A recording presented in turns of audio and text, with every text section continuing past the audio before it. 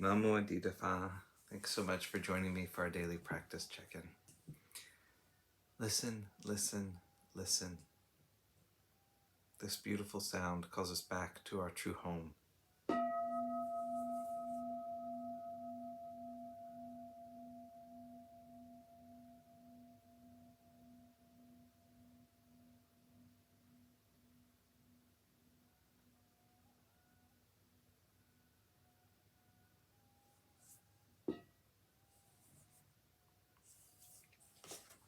The fifth mindfulness training. Aware of the suffering caused by unmindful consumption, I vow to cultivate good health, both physical and mental, for myself, my family, and my society, by practicing mindful eating, drinking, and consuming.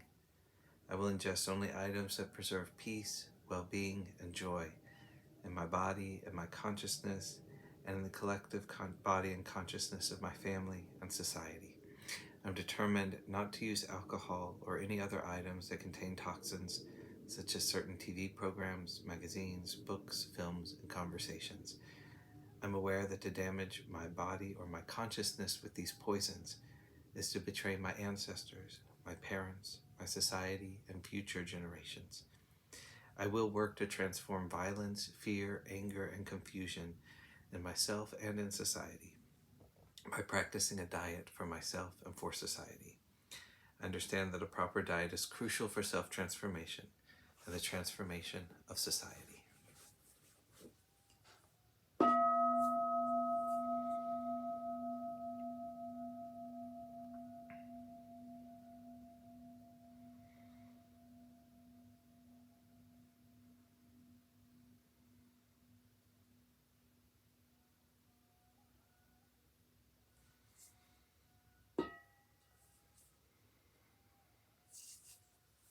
For our Dharma lesson, we're reading Ajahn Munindo's book, Unexpected Freedom. And today we're in chapter 1, finishing a section on the effort to remember.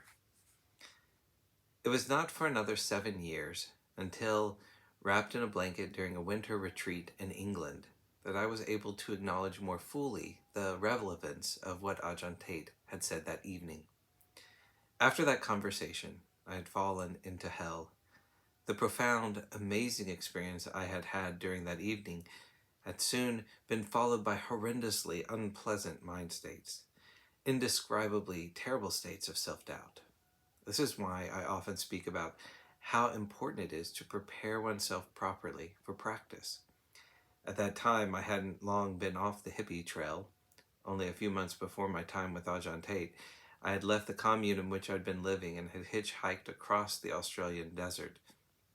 After that, I island hopped through Indonesia, stopping for a little diving in Timor, batik painting in Java, and then went on up through various beach resorts and restaurants in Malaysia to Thailand. And then I found myself with a shaved head and in robes doing this intensive practice. I definitely wasn't properly prepared.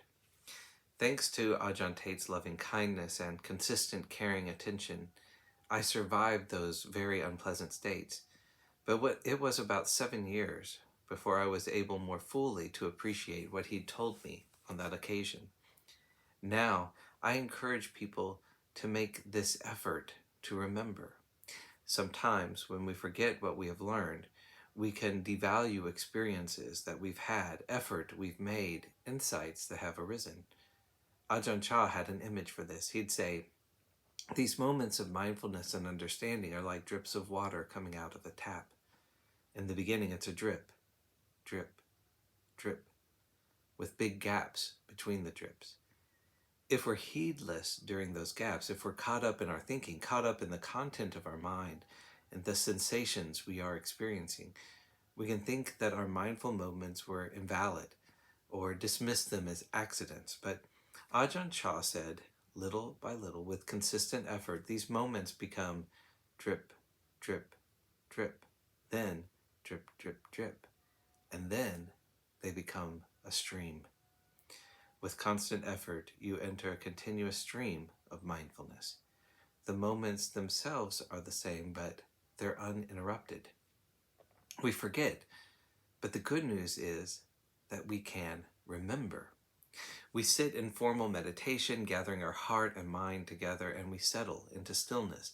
We gain perspective. We remember. The mind wanders off. If only I hadn't done that, we think, or why did they say that? We wander into the future thinking, have I got my ticket for tomorrow? Where did I put it?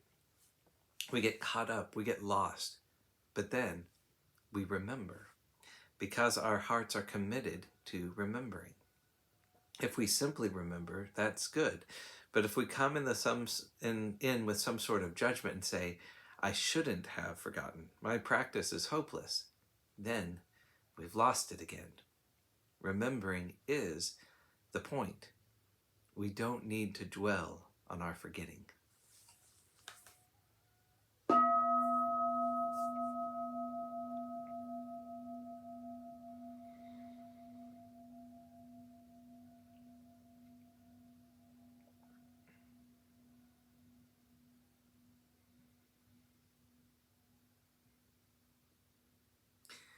May all beings be well. May all beings be happy. May all beings be peaceful.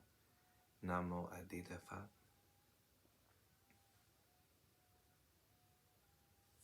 Thanks so much for joining me today.